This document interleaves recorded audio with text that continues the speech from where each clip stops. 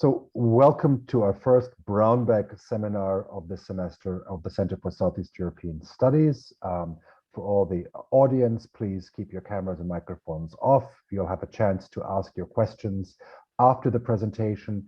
You can ask your questions in two ways, by either writing the questions in the chat function or by raising your hand and then asking the question personally. We're very much welcome to hearing your questions asked in person, because I think for both Hamza and myself, it's always nice to see people and not just to hear their questions or receive the questions written. This is supposed to be an in-person seminar, but we're having it online because that's as a security precaution.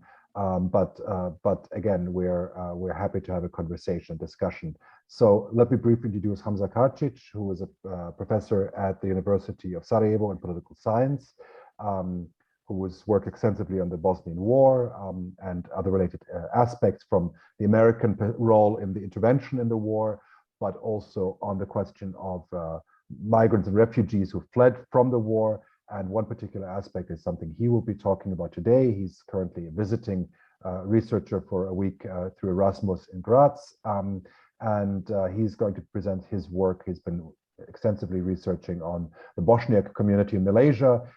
In Europe, there's much more awareness about the Bosniaks and others who fled the war to Western Europe, Germany, Austria, and Switzerland, and other countries, but much less awareness that, of course, some made their way much further afield and found refuge there. And Malaysia is one of those important centers outside of Europe where Bosniaks found a temporary home.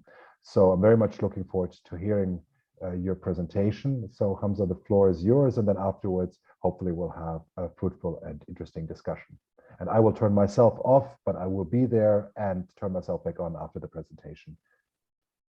Okay, thank you very much, Professor Weber, for both the invitation and for the opportunity to discuss something that I worked on and something that I hope that our audience today will find interesting. Now, one of the questions that I've studied are the international responses to the war in Bosnia from 92 to 95.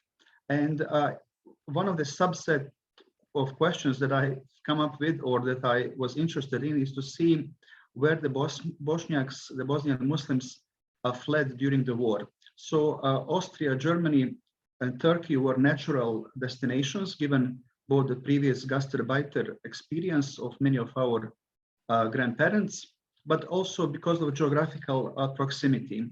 The United States and Canada were also logical in the sense that they were immigration or countries that accept immigrants. But what is very interesting is that a Bosniak community formed in Malaysia, some 10 hours by flight from Istanbul. And the question is, how did this community come about and how did it form? So just one caveat here, I also lived in Malaysia for 7 years in the 1990s. So I was in a part of this community, and I wanted also to record this experience, because some of the other Bosniak experiences of living abroad have not been recorded. For instance, the Bosniaks who actually worked in across Asia and Africa in the 70s and 80s. And my younger brother is actually writing a book about this topic, especially the Bosniak connection with the Middle East. So I was much more focused on the community in Malaysia and how did this community come about in the distant Southeast Asia. So I conducted interviews with some 20 individuals who have returned to Bosnia. I have gone through Malaysian newspaper accounts and Bosnian newspaper accounts. I have also recollected or put together my own recollections into writing. And so this was an attempt to portray this community as it was in the 1990s. I also have an article published on this. I'm happy to share it with you towards the end of the presentation. So the research puzzle is why a Bosnian community in Malaysia. Before the 1990s, there were limited Bosnian contacts and presence in Malaysia. It was mostly the Energo Invest engineers who worked in Malaysia. So the contacts were very humble and very limited compared to Bosnian connections with the Arab world and with the Middle East. In Malaysia in the 1990s, there was this spirit that much can be done. Malaysia was then ruled by Dr. Mahathir Mohamad, who actually stayed in power for 2 decades, and who today at 95 is still a very formidable political figure. What's interesting is that he was somebody who was opposed to the British colonialism in Malaysia and one of the fighters for Malaysian independence, which Malaysia gained in 1957. So Dr. Mahathir was very critical towards the European governments, who, according to him, had double standards when it came to the respect for human rights. And he also envisioned himself as more than a leader of Malaysia. In the 1990s, he was one of the maybe leading contenders for the position of the leader of the Muslim world or the imagined community. So Mahathir Mohamad's personality very much was something that actually, and his complete criticism of the European governments who had implemented the arms embargo against Bosnia, but then criticized Malaysia for the human rights record, was something that he really seized upon and that he insisted on. So he emerged as one of the greatest champions of Bosniak Muslims in the 1990s. So while as Prime Minister, he opened the gates of Malaysia and opened the doors of Malaysia to Bosniaks, his deputy, Anwar Ibrahim, who was also the finance minister, was president of the International Islamic University Malaysia, IIUM. And in this capacity, he also opened the doors for Bosniak students to study at the IIUM with, and obviously his political power and political authority facilitated the arrival of Bosniaks to Malaysia, the allocation of scholarships, visa entry, and so on, were all made possible by Dr. Mahathir Mohamad and by Anwar Ibrahim. Now, for those of you who may be following Malaysian politics, Mahathir Mohamad and Anwar Ibrahim had a major falling out in 1998, and they have since then remained both rivals, competitors, and this their relationship is one that fluctuates even today. But when it came to the issue of Bosnia, they were really united in their support for Bosniak Muslims. So we have both the push factors and the pull factors making this Bosniak community in Malaysia possible. Here you see the New Straits Times, the leading Malaysian pro-government newspaper, showing Dr. Mahathir's return from a non-aligned movement summit in Jakarta in 1992. And he condemned the ethnic cleansing and genocide policy. And he was also somebody who then used the platform of the non-aligned movement to try to gather support for Bosnia. So the Jakarta summit was important in that Mahathir begins his advocacy for Bosnia during the Jakarta summit beyond the borders of Malaysia. So we also see that in ASEAN, the Association of Southeast Asian Nations, and the OIC, the Organization of Islamic Conference then, that Mahathir actually played a key role, and he was considered to be a leader among Muslim politicians who actually came to the aid of Bosniaks in 1990s. It's also important to note that the OIC had a contact group on Bosnia, and that here Malaysia played an important role.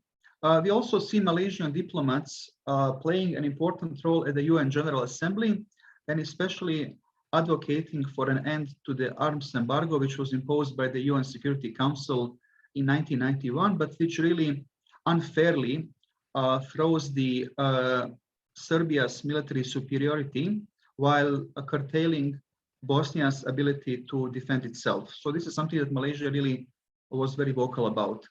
During the war in Bosnia, there were 1,500 Malaysian troops, the Malbat Malaysian battalion, stationed in Konjic and towards Kakanj. So this was something quite interesting. When you speak to people from these regions, they recall Malaysian soldiers serving as part of the UN. Also, what we see is that the Asian leaders who were often criticized by the European community for their human rights record back home, then seized the European government's indifference towards Bosnia, then to criticize, to turn the tables back on the European governments and to criticize them for their, as they put it, a low moral ground when it came to protecting Bosnian Muslims. So the Asian governments then flipped the debate and then criticized Europeans for failing to protect Bosnian Muslims. When we read Dr. Mahathir's statements from that period, we see that he was very critical towards the British position on Bosnia, and he considered this to be one of the dark pages in the European history. In the former British Prime Minister John Major, in his memoirs, we find the fact that he actually, when he visited Malaysia, he was openly criticized by Mahathir Mohamad for British position on Bosnia. Just to note here that the British government of John Major was opposed to lifting the arms embargo, while some British statesmen like Margaret Thatcher supported the lifting of the embargo. So Mahathir Mohamad was very critical of Major, and Major noted this in his memoirs published in 1999. Now, the memoirs of Mahathir were published in 2011, and he was very critical about what the Serbian policy was in Bosnia, but also about NATO, which lectured the third world leaders, but then failed to come to the support of helpless Bosnians. And so this is a typical Mahathir statement. He's very well known for his dry wit and for his caustic remarks about Western leaders.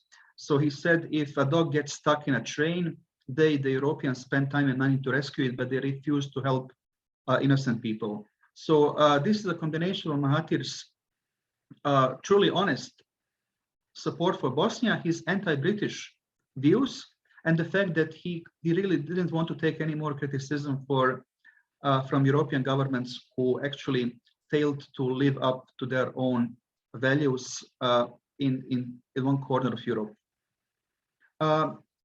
Most of the Bosniaks were in the peninsula Malaysia, in Kuala Lumpur and in nearby areas. But this is, I just wanted to share this from the Malaysian newspapers, that close to 50 Bosniaks or Bosnians were given refuge in Sarawak, and Sarawak and Sabah are the Malaysian parts of the island of Borneo, the East Malaysia.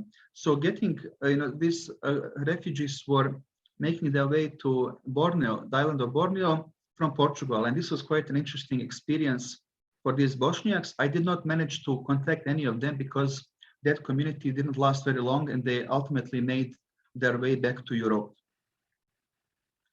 When it comes to the Bosniak community in Malaysia, we can categorize them into three groups. One are the professionals, those who lived and worked in Malaysia before the war or during the war with their families. The second group are students who studied at the International Islamic University in Malaysia. There were also some other Bosnian and Bosniak students who studied in some other universities apart from IIUM, but this was a minority. And then we had concentration camp survivors and their families who were relocated to Malaysia. So when it comes to professionals, the first group, there were two professors who actually had connections with Malaysia even before the war. One of them was Dr. Fikret Karčić of the Faculty of Islamic Studies in Bosnia, who taught at IIUM. And the second was Dr. Mustafa Cerić, who taught at the Islamic Institute called ISTAC, but who was from 1993 onwards elected as the Mufti of Bosnia. Then when it comes to engineers, we had Bosniak and Bosniak engineers who worked for Energo Invest, the Bosnian state energy company, which got contracts to develop Malaysia before the war. Then we have Prosperitet, a Bosniak or Bosnian Malaysian company, and then also several engineers who work directly for Malaysian companies. We also had rare entrepreneurs, including, I mentioned here, a person known as Zek, who actually had Italian pizza restaurants in Kuala Lumpur. And many of the Bosniak students worked as waiters to earn some additional money to complement their scholarships. So this is the professionals. Also here you have in Malaysia in the 1990s was a country that hosted a number of international professors. At the IIUM, there were professors and students from more than 90 countries. So this was a truly international atmosphere and international environment. One of the professors who taught in Malaysia in the 1990s was Ahmet Davutoğlu, who was the Turkish foreign minister later on, and also the Turkish prime minister up until 2000, from 2014 to 2016. Here you see him back in the 1990s.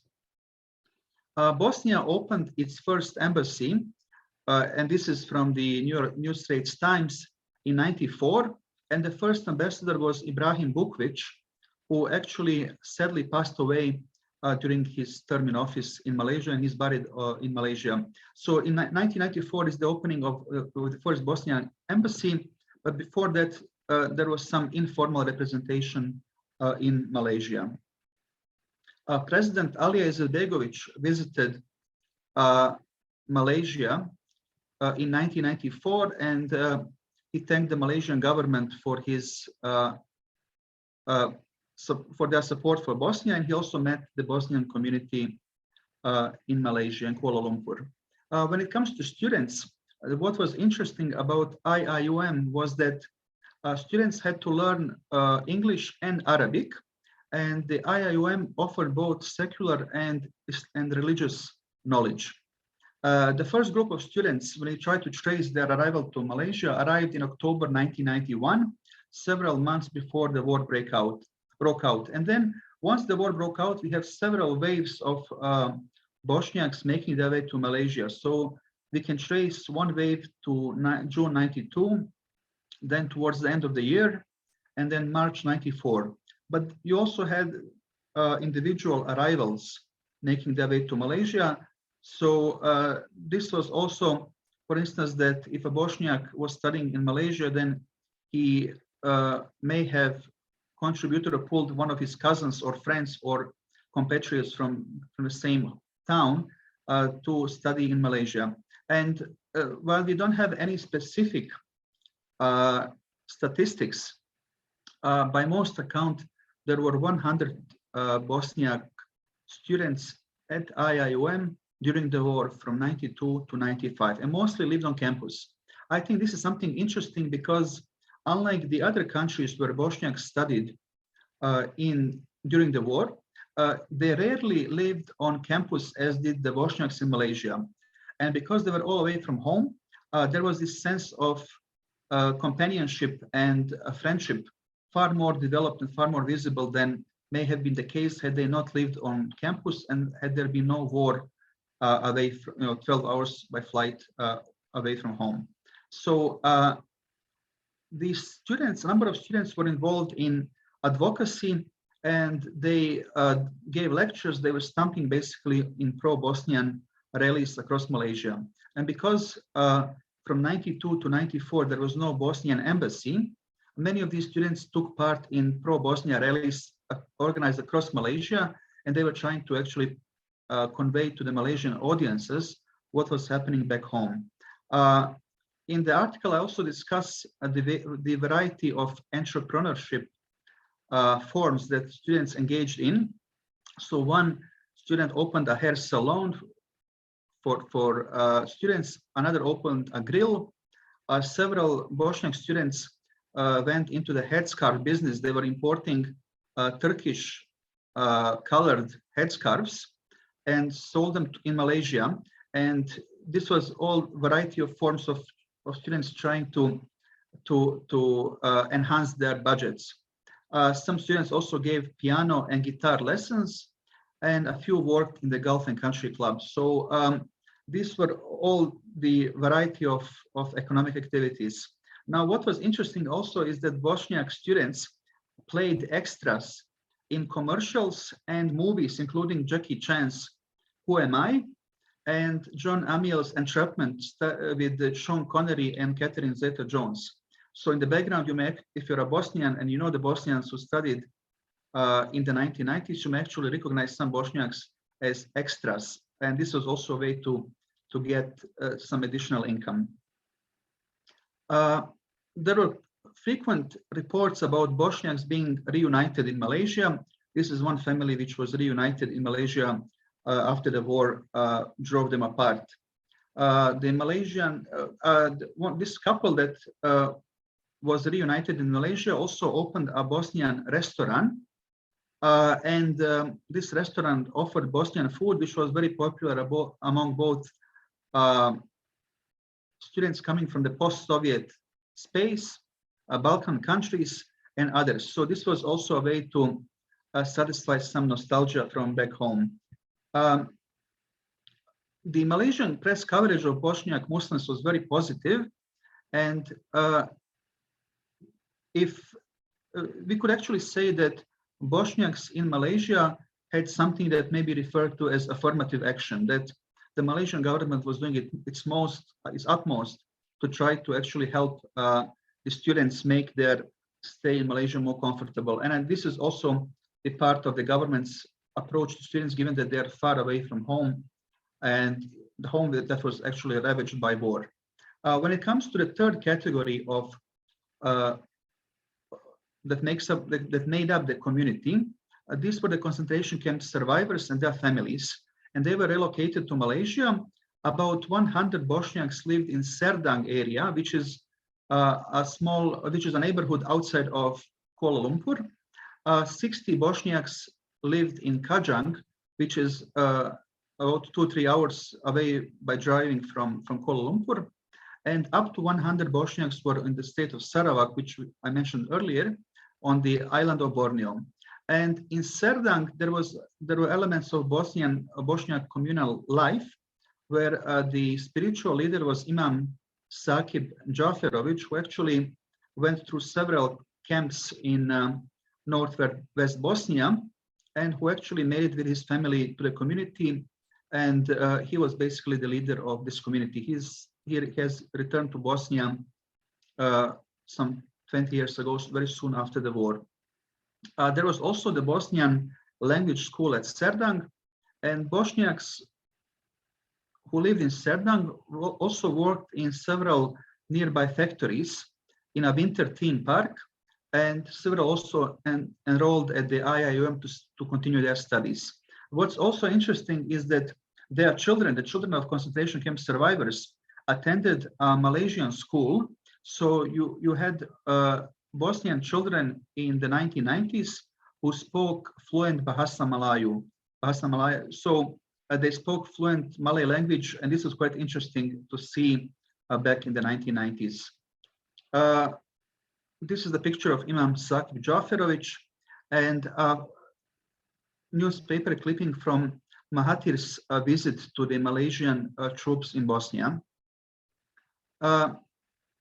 The coverage was very favorable. So here we have the newspaper coverage of how Bosniaks spent the Bayram, the Eid al-Adha, in Malaysia. So the press coverage was very extensive and very favorable.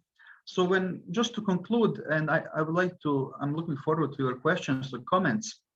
Just to conclude this presentation, I would say that this was a temporary community, and that because Malaysia, unlike the US, Canada, or Australia, was not a country of immigrants, this was bound to be a temporary diaspora community. What all the Bosniaks got from their stays in Malaysia is international exposure, the ability and the opportunity to meet students, professors from more than 90 countries, and the life in Malaysia, when Malaysia was really rapidly expanding and developing in the 1990s, was something that many Bosniaks brought home and benefited from.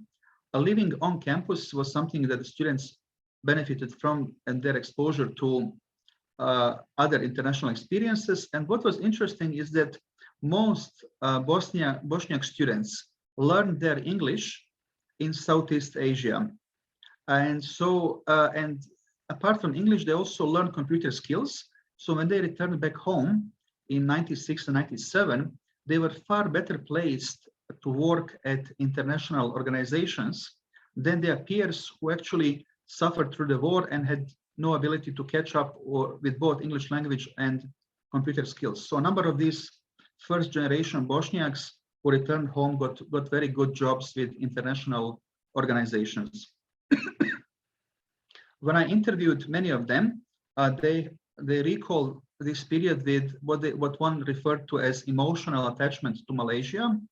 And now, for instance, when Bosniaks who lived in Malaysia, when they meet, frequently they recall their experiences.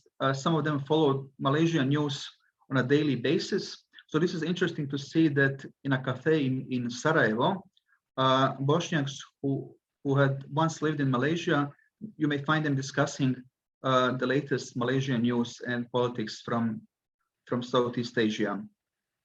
The students established the Bosnian chapter of IIUM alumni network, and their career paths are very different.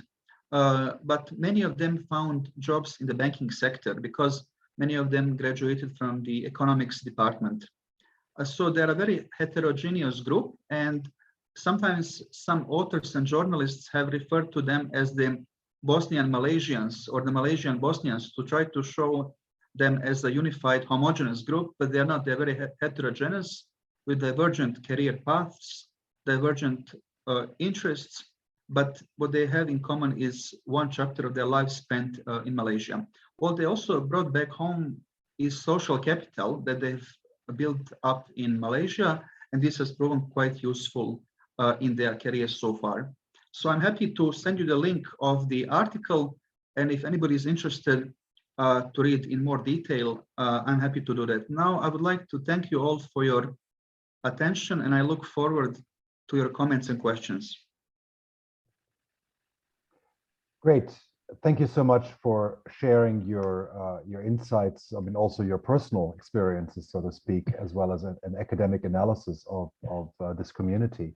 I think there are probably plenty of questions which are up there. I have a few in my mind, but I would like to give the audience the chance to ask your questions. So if you want to ask a question, please just use the raise your hand function, or you can write the questions into the chat as well.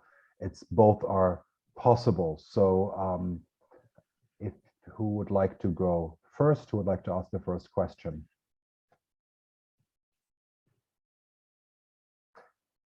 While everybody is thinking hard, I would have a question to kick us off. How much was there, because Malaysia is far away from Bosnia and also far away from the experiences which most Bosnians had when they came to Malaysia. So how much was there also like a clash of, also what Islam is practiced very differently in Malaysia. Also the role of religion is different in society. So how much was there a clash, or how much was it actually, because again, also Kuala Lumpur is a metropolis, so in a certain way, it also has a very kind of cosmopolitan side to it. So I'm just kind of wondering about how that experience was in terms of the shock of being in a country which is quite far away, and also to which degree. I mean, I was struck by the reference in one of the newspapers, a reference to the non-aligned movement. To which degree was there some ties, some Yugoslav ties with Malaysia before the war, which one could evoke as a Bosniak in Malaysia? Yeah, thank you. I think, yes, it took Bosniaks in Malaysia. It was a challenge because these were young people going there at 18 or 19 to a faraway country where the temperature is different. It's summer all year around, different from Bosnia. The food is spicy. It's a metropolis, multi-ethnic country. And while Bosniaks practice the Hanafi school of thought, in Malaysia, Muslims practice the Shafi school of thought, which has some different, which is slightly different. And so it was quite challenging for them all. But what they all recall is that they knew that back home there was war going on, and that there was no returning back in a way. So one of them told me that he just bought a one-way ticket to Kuala Lumpur, and he knew that until the war ended, he couldn't buy the return ticket. So I think that it was a challenging environment on multiple accounts, but I think that was compensated by the fact that the IIUM's administration and the board and leadership was doing its utmost to provide them with accommodation and scholarships. So in a way, they were also much more lucky than their peers back home who actually were drafted or who had to suffer through the 3.5 years of war. So I think for the Bosniaks, it was a very challenging experience, but which they very quickly turned into both social capital and international experience. And just the mere thought of traveling 12 or 10, 12 hours by plane and making do with a scholarship in a faraway country, that was something that really has been ingrained in their memory and conscience since then. And when it comes to the non-aligned movement, interestingly enough, I think Serbia and Montenegro and later on Yugoslavia made much more of and benefited much more from the non-aligned movement than did Bosnia or Bosniaks. So Indonesia, for instance, I think wasn't as forthcoming as Malaysia was when it came to support of Bosniaks. But I think it was Mahathir Mohamad's personality and also his ambitions, which went beyond Malaysia, I think, to become the voice of the Muslim world, and that he actually took up the cause of Bosnia to try to achieve several objectives. So I think when it compares to Indonesia, Indonesia wasn't as vocal as was Malaysia. So I think that Serbia made much more use of the non-aligned movement than did Bosnia. Thanks. Great. Other questions from the audience? Let's hear from them. Who would like to go first?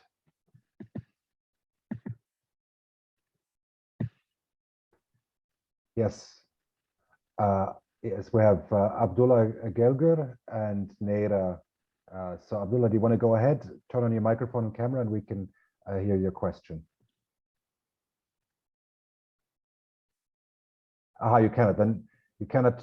Yes, hang on a second. You will be able to do so in a minute. You will be able to unmute yourself and start the video. Try it now, please. Should work. Now it's work, I think. Do you hear my voice? Yes, perfectly. Oh, okay. So thank you, Professor Karčić, for your presentation. And I want to ask you, did all of the Bosniak people in Malaysia, did they return back to their home? Or are there still a community in there? For example, if they have how many percentage in the population of Malaysia? Maybe you have talked about this, but I couldn't recognize it. That's why I'm asking. Okay, thank you. Most of the Bosniaks returned to Malaysia. The students, when they graduated, they went back. The professionals, most of them went back. And at least one engineer continued his work in Qatar until retirement. But this is a small community. And the concentration camp survivors, several of them made their way to Australia. Several have returned home. And what I gather is that several families just remain in Serdang outside of Kuala Lumpur. So this was, in terms of numbers, this was a small community. I think that it was very interesting that there was a community to begin with in the first place, but it's a very small community that really nobody expected it to be formed so far away. And you also know that there was a Turkish community also in Malaysia from professors who taught at IIUM. And so Malaysia in the 1990s was surely something that it is not today. Today, Malaysia is is far different. But in the 1990s, there was a spirit that everything can be done. And Malaysia had this vision called Wawasan Dua Pulau, Vision 2020, that Malaysia would be a developed country by 2020. And so there was this spirit moving the country forward in the 1990s. And but I think by late 1990s, especially after the Asian financial crisis of 1997 and 98, Malaysia became less of a destination for professionals to live there. Great. Yeah, thanks so much. Okay, thank you. Neira, do you want to go ahead? Hello, thank you very much. I really find the topic really interesting. Actually, the colleague who asked before me, actually, he took my first question, like, did they return, etc. So you already answered about that. My second question is about that you are interchangeably using Bosniaks, Bosnians, etc. Although in the headlines of the newspaper, actually, we have Bosnians, although this is mainly, so actually my question is, are we talking only about Bosniaks or Bosnian Muslims in Malaysia, or there are some people from Bosnia who are not ethnic Muslims? So that is the one question, and I presume that most of them were Bosniaks. Actually, that's the term that you are using, and I also presume, and also from your presentation, that Islam actually played important role in that. I don't know, but that is also one question for you.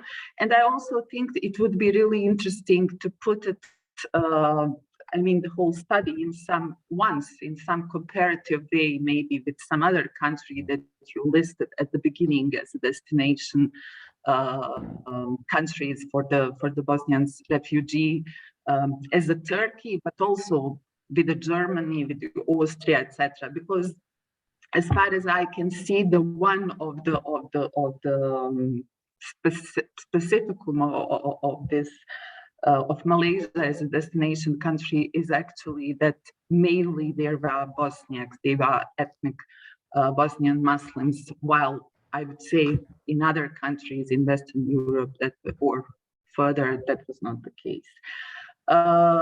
Yeah, more or less for now, that's it.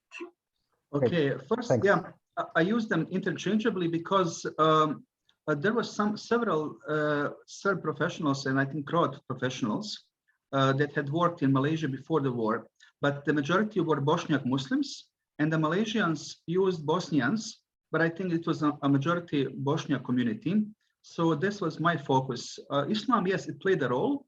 But I think what was very important for the Malaysian government was to be seen in the 1990s as the leader of the global Muslim world. So Mahathir was in a way, criticizing. It was an opportunity to criticize back all the European officials who had criticized him back then. But it was also something, that back in the 1990s, there were really very few leaders of Muslim countries who could have laid a claim to global Muslim leadership. So, and I think Mahathir was one of those. So Bosnia fit in those ways. And I think he was also genuinely affected by the Bosnian crisis, because I have had the opportunity to live there during the war, and it wasn't something that he was only using for political purposes. He was genuinely moved by it. The last question, I think I forgot the last question, sorry. I think more, the last question was actually, are you considering maybe in the future to put it in some comparative comparison with some other destination country? Well, since I'm mostly focused on international relations, I wanted just to have this recorded as an instance while we are all remembering, while our memories serve us well, and while this is an interesting topic. But I'm not an expert, and I wouldn't know much about the experiences in Austria, Germany. I think people who speak German and who have researched Germany and Austria are much better positioned to write studies on this. So I thought that my contribution would be in the form of one articles only.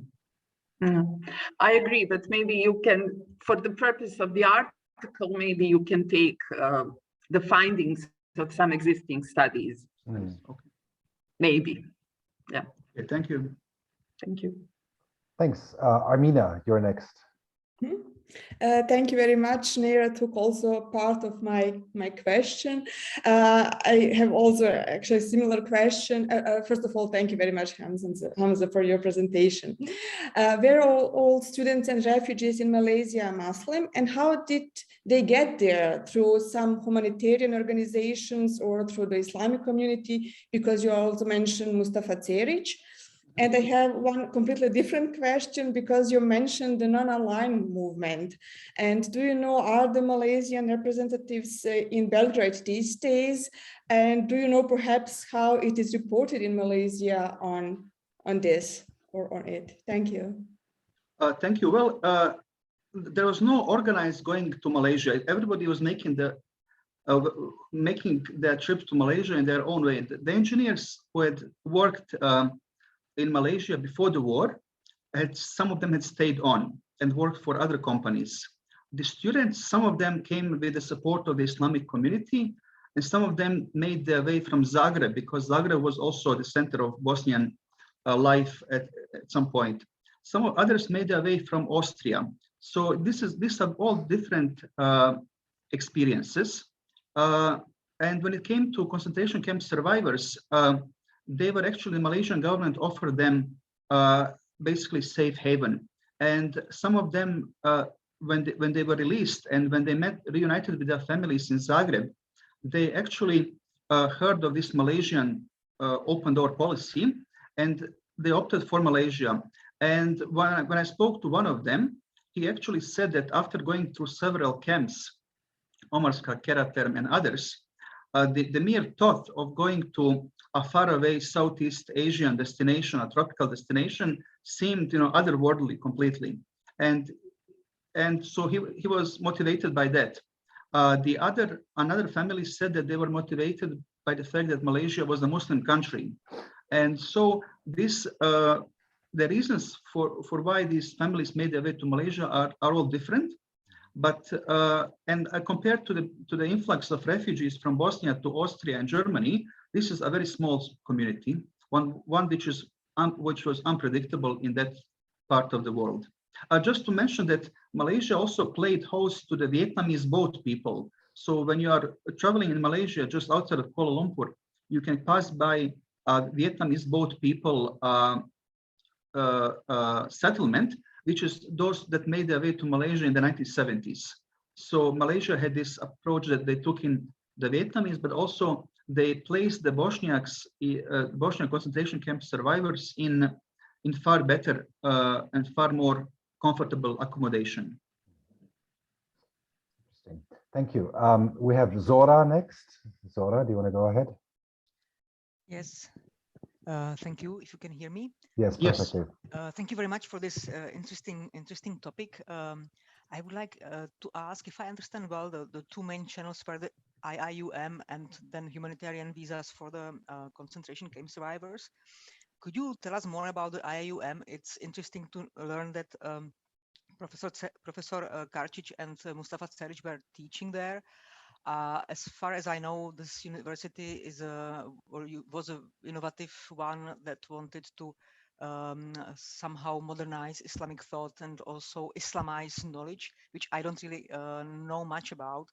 Can you somehow explain why there were so many foreign faculties, like the Turkish professor, and what was the place of the Bosnian professors? What were they teaching, and how was their knowledge received there, and if the Islamization of knowledge was something that could be felt or described from your experience or from the experiences of the other temporary migrants. Thank you.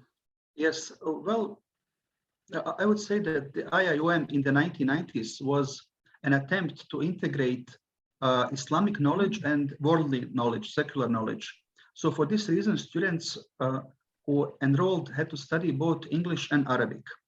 And for instance, students who had to take courses, several courses. If you studied economics, you had to take several courses on Islam, the history of Islam, and so on. So that was the policy of Islamization. It's not something that I'm an expert on, but Islamization of knowledge was one of the ideas that the university was trying to put into place, and basically to try to take the best of both from the religious and from the secular, and then to have new generations who are going to be acquainted with both.